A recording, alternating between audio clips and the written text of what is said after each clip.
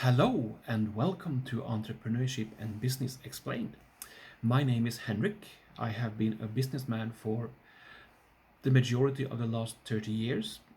I started out in my native Sweden with a small business parallel to my university studies. Eventually, I ended up at McKinsey and Company in London, where I worked with both nascent businesses, helping them to find capital, to find investors, that is, but also to help them through the entrepreneurial process with product development, team building, and foster innovation. After that, I have been teaching at universities all around Europe, parallel to my own business ventures, and I also conduct research in entrepreneurship. My research is actually quite connected to personality psychology, and that is something that you will probably notice if you follow this channel. I would say that my entrepreneurial journey was highly affected by my experiences at McKinsey and Company. I saw both positive and negative sides of entrepreneurship. People who really they had an idea, but they really couldn't realize it. I think that's the biggest problem to actually put your product to market. You can have the greatest idea in the world, but if someone will not assist you or you have the knowledge yourself to complete the entrepreneurial process, chances are that you will probably fail. So this is something that we will try to help you with in this channel, and you are also welcome to post any questions you might have. Here at Entrepreneurship and Business Explained, we try to provide you with short videos of an explanatory nature so you will understand the basics of theories and how they are applied in real life. One theory that has had a great effect on the business world is the lean startup theory, first introduced by Ries in 2011. This theory addresses one of the most fundamental issues for startup, the cost for product development. It is actually a process that myself has witnessed many times when I worked at McKinsey and later also as a business consultant in my own firm. Companies might have a brilliant idea about a product, but it's quite difficult to bring it to market. The lean startup theory addresses this, and even if it's not really a new theory, it actually has some resemblances to, for example, entrepreneurial process theory formulated by Bave in 1994, and it is also influenced by bricolage and effectuation. Effectuation, of course, I talked about before, as well as bricolage. Effectuation was formulated by Saraswati in 2001. However, back to the lean product theory, it starts with companies must first set a vision. What is the vision of our company? After that is done, they must translate the vision into a feasible hypothesis. It means that it can be proven wrong. Later, they need to conduct minimum viable product tests. So we need to specify what is it really that we want. Usually, what companies want is to find out which features the client actually wants, which features are necessary, which are desirable, and which you can just remove. So this is actually what the test is all about.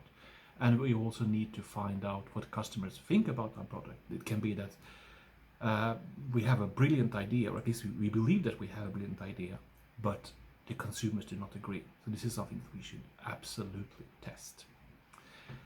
So after we have done this, we should conduct a test, and we should actually learn from them. Consumers often provide businesses with valuable information, like, for example, which features do we really need to have and which are, well, maybe not so desirable. And also we will find out what is wrong with our product. It can be so that customers, they are lacking some aspects. If you have a phone, for example, maybe customers prefer buttons instead of a touchscreen. I don't think that they do anymore, but at least some laggards probably do. So it depends who is your target group. So you should run tests, you should also learn from them. And in this target group, you will also find people who are willing to be advocates for your product. Some people actually like it. And there's a debate going on within the business community. Should you use your real brand name while conducting the tests, or should you use an alternate name? That is something that companies often struggle with. If the tests fail, maybe it's bad to degenerate your own brand. But companies do differently. This is something that I noticed quite a lot, that some businesses, they are more secure, others want to keep it under the veil of secrecy for a bit longer. So after we run the tests, we have the results, and our hypothesis is either validated or rejected. And now we have to decide, should we persevere, should we continue our efforts, or should we just give up? Maybe the consumers, they don't like our product, or maybe it needs some adjustment. So we'd have to decide, we either persevere, we pivot, or we perish. So if we persevere, for example, then we must decide, has our hypothesis been confirmed? If yes, we can bring the product to market. If no, we might be forced to conduct more tests, or we will decide that we simply do not have time, so we will try to bring it to market anyways. If our tests fail and the consumer do not like it, chances are quite good that we will simply perish. Or somewhere in the middle, we have to pivot and we go back to the vision that we first started with. So the lean startup process is actually iterative. So we conduct tests. They might have a positive impact on our clients, might like it, or they might think that we should make some adjustments. And if they make some adjustments, or if we make some adjustment, this is actually something that we have to test again. So it is iterative, so it is cyclical. So we go back to the consumer, we learn, and we incorporate what we have learned into the product. So, my friends, this was a short video about the lean product theory. It is something that has actually had a great impact, for example, in the i2 business, where we have other iterative methods, for example, Agile. I think you all heard about Agile and Scrum.